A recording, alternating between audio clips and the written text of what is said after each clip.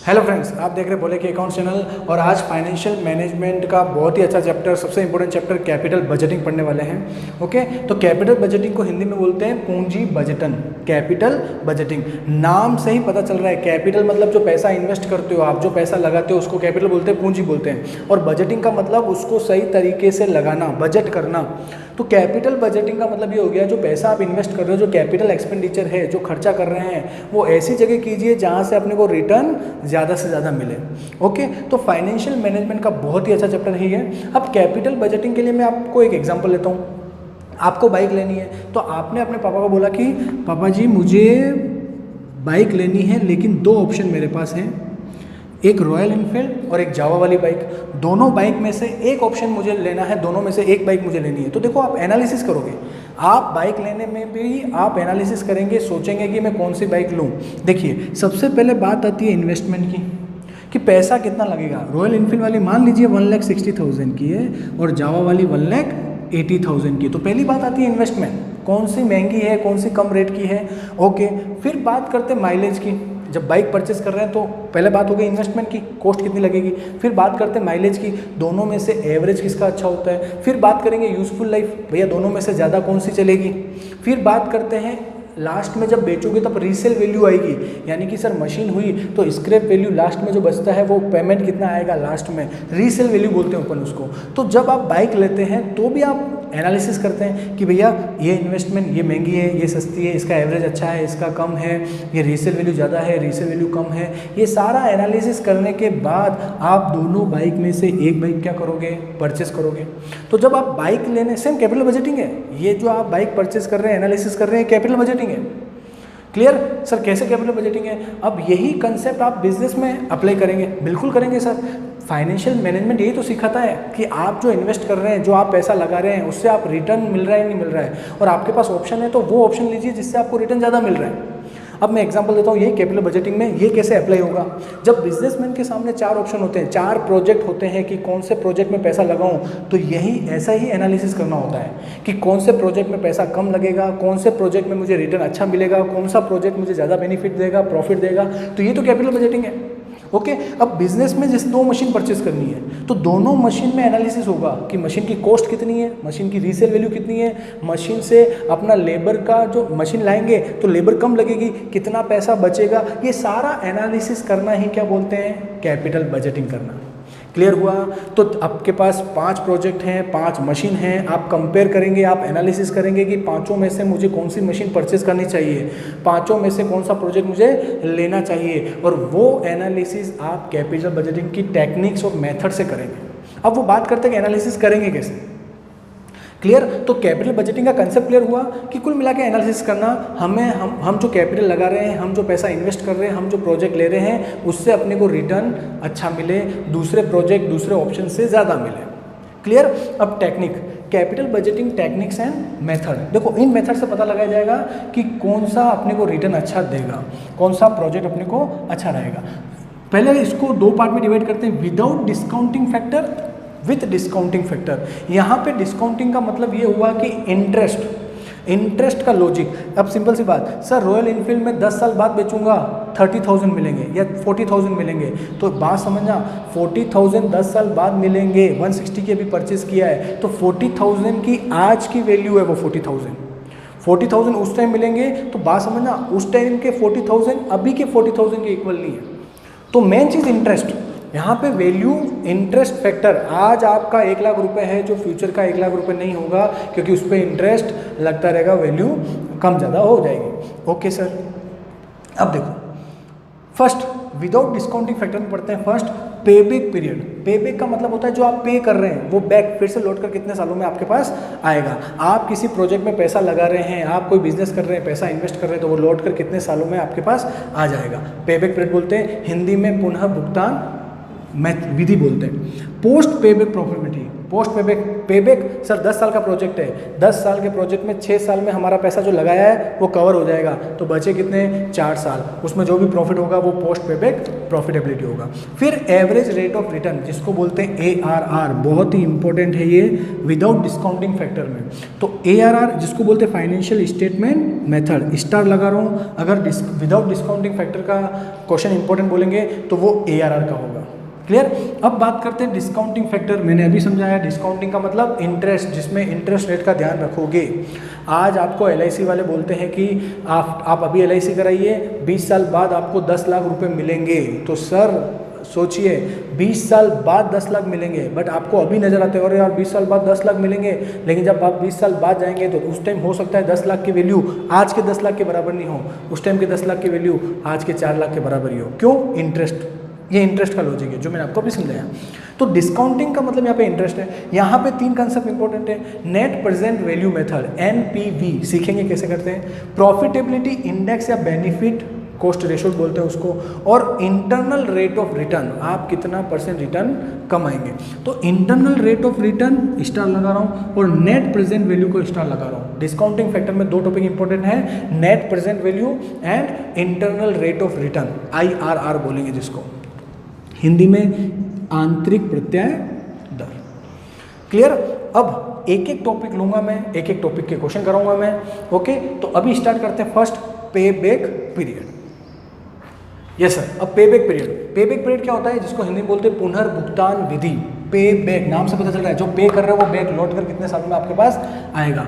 Formula होता है पे बैक का P=C/R। यहाँ पे C का मतलब है इनिशियल इन्वेस्टमेंट, आपने कितना पैसा इन्वेस्ट किया है, जिसको अपन कैश आउटफ्लो में बोल सकते हैं, कितना पैसा गया है, इन्वेस्ट करना कितना पैसा लगाया है, कैश आउटफ्लो। R का मतलब हो गया रिटर्न, कितना लौट कर आएगा पर एनम, यहाँ पे रिटर्न क्या होगा पर एनम। रिटर्न का मतलब कैश इनफ्लो जो लौट कर आएगा।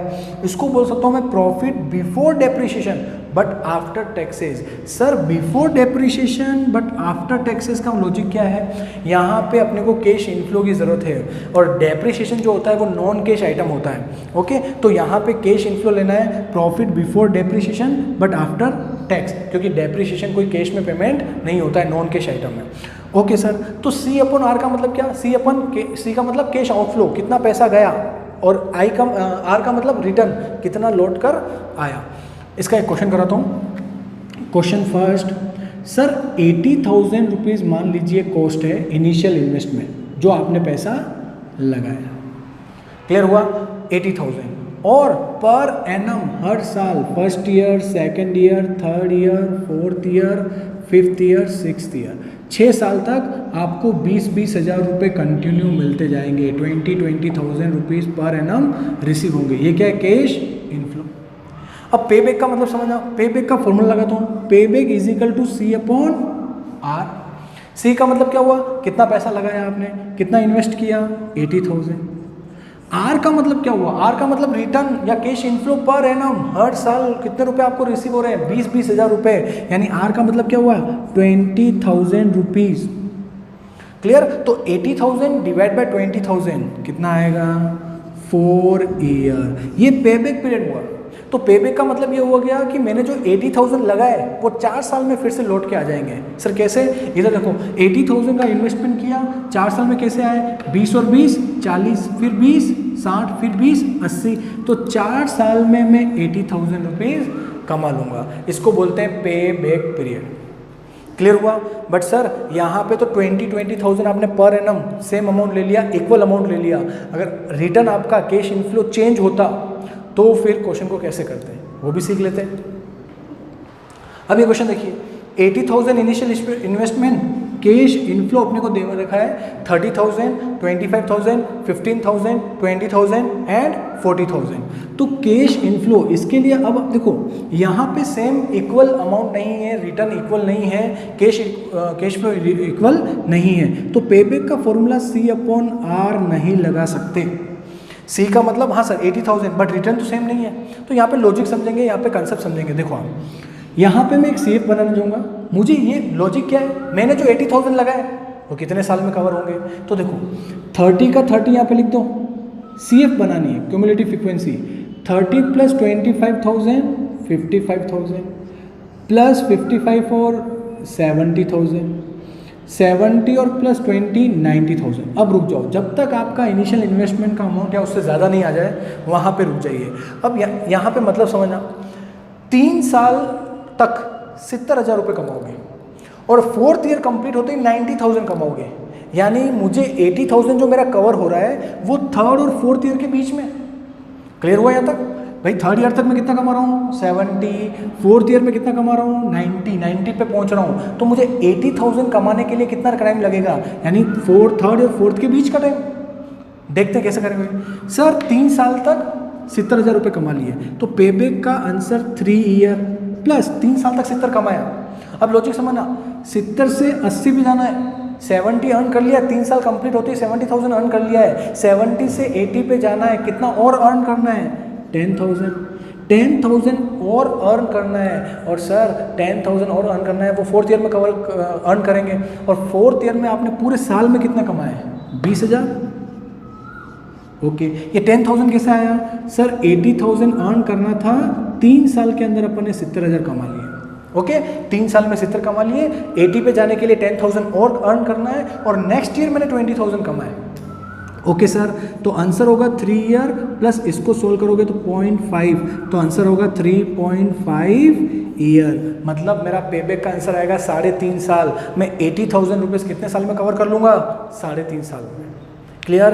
और लॉजिक से भी समझो, 70,000 रुपये, नेक्स्ट ईयर 20,000 कमा रहा हूँ, पूरे साल में 12 महीने में 20,000 रुपये कमा रहा हूँ, तो मुझे 70 से 80 पे जाने पे 10,000 और कमाने, तो पूरे 12 महीने में 20,000 कमाता हूँ, पूरे साल में 20,000 कमाता हूँ, तो 10,000 कमाने के लिए कितना लगेगा? आधा साल। तो 3 साल में मैंने तो 70 कमा लिए, और आधा साल में 10 और कमा लूँगा, तो 3 और आधा कितना हो गया? 3.5 साल। तो 3.5 ईयर मेरा क्या होगा? Payback period. क्लियर हुआ? एक और क्वेश्चन करते हैं पेबैक का। यस, अब आपकी बुक का ही 4th क्वेश्चन कराता हूँ मैं। ओके, 4th क्वेश्चन, बुक के ऑथर हैं आप Agarwal Kothari. Okay sir, 4th question, machine X को आपने परचेज किया है 40,000 में। Okay sir, 1st year, 2nd year, 3rd year, 4th year और 5th ईयर, 5 सालों में आप अर्निंग होगी कैश इनफ्लो 10,000, फिर दे रखा है 15,000, फिर दे रखा है 20,000, फिर दे रखा है 10,000, फिर दे रखा है 5,000। ओके, और आपको पूछा है पेबैक पीरियड फाइंड आउट कीजिए। ओके सर, 40,000 रुपये इन्वेस्टमेंट किए, तो इसको मैं बोल देता हूँ सी, इनिशियल इन्वेस्टमेंट बोलूँ या कैश आउटफ्लो बोलूँ, और ये अपने को कैश इनफ्लो दे रखा है। अब देखो, यहाँ पे 10,000 फर्स्ट ईयर में कमाया, दूसरे साल 15 कमाया, तो मेरा कितना हो गया? 25। सी एफ बनानी है, क्यूमुलेटिव फ्रीक्वेंसी 25, और नेक्स्ट ईयर 20 और कमाया तो 45। अब रुक जाओ, क्योंकि आपने 3 साल में ही 40,000 से ज़्यादा कमा ली, और पेबैक का मतलब क्या होता है? जो 40 कमाए वो कितने साल में कवर हो रहे हैं। तो आंसर 2nd और 3rd ईयर के बीच में, ये पता चल गया, क्योंकि 2nd ईयर तक अपन ने 25 कमाया था, और 3rd ईयर कंप्लीट होते ही 45 पे चले गए, जबकि अपने को 40 कब तक कमाया वो निकालना है। कोई दिक्कत नहीं, payback period 3rd year complete होते ही 45 कमाया, उससे पहले 2nd ईयर 2 साल के अंदर अपन ने 25,000 कमा लिया। बात समझे? 2 साल में 25,000 कमा लिया। अब 2 साल में 25,000 कमा लिया, तो 25 से अब 40 पे जाना है। भाई मुझे 40,000 रुपये कमाने हैं, तो 25 से 40 पे जाना है, कितने रुपए और अर्न करने हैं? 15,000 रुपये अर्न करने हैं, और 15,000 रुपये अर्न करने हैं नेक्स्ट 2nd ईयर के बाद 3rd ईयर में। लेकिन 3rd ईयर पूरे ईयर में मैंने 20,000 अर्न किए थे, नेक्स्ट ईयर में मैंने कितने कमाए थे? 20,000 रुपये। क्लियर? लॉजिक समझो, 25,000 रुपये मैंने 2 साल में कमा लिया, और तीसरे साल पूरा कंप्लीट करूँ तो 45 कमा लेता हूँ, यानी तीसरे साल के अंदर ही अपन ने 40,000 कमाने। ओके सर, तो बात समझना, 25,000 कमा लिए, और कितना कमाना है नेक्स्ट? 15,000 कमाना है। नेक्स्ट ईयर कितना कमाया? 20,000। तो 2 ईयर प्लस 20,000 रुपये पूरे साल पर कमाने में लगता है, तो 15,000 कमाने में कितना लगेगा? इसका आंसर 0.75। 3 0 से 3 0 कट कर लोगे 3/4 आएगा। 3/4 का मतलब 0.75। आंसर क्या हुआ? 2.75 ईयर। क्लियर। तो सेकेंड ईयर तक 25 कमाया, थर्ड ईयर कंप्लीट करूँ तो 45 कमा लेता हूँ। मुझे चाहिए मुझे 40,000 अर्न करने हैं, तो मुझे पता था मेरा आंसर सेकेंड और थर्ड 2 से 3 के बीच में आएगा, तो आंसर आ रहा है 2.75 ईयर। इसका मतलब क्या हुआ, 2 साल और 9 महीने, मतलब 2 ईयर एंड 9 मंथ में मैं उस 40,000 का क्या कर लूँगा, कवर कर लूँगा। क्लियर हुआ। तो पेबैक जब इक्वल कैश इनफ्लो हो, इक्वल रिटर्न हो, तो फॉर्मूला लगता है C/R, और अनइक्वल हो तो ध्यान रखना जो पैसा इन्वेस्ट किया है, फॉर्मूला वही है, फॉर्मूला को चेंज नहीं हुआ है। लॉजिक है कि जो पैसा आपने इन्वेस्ट किया है वो कितने ईयर में आपके पास लौट कर आएगा, इसको बोलते हैं पेबैक पीरियड। क्लियर हुआ, थैंक यू।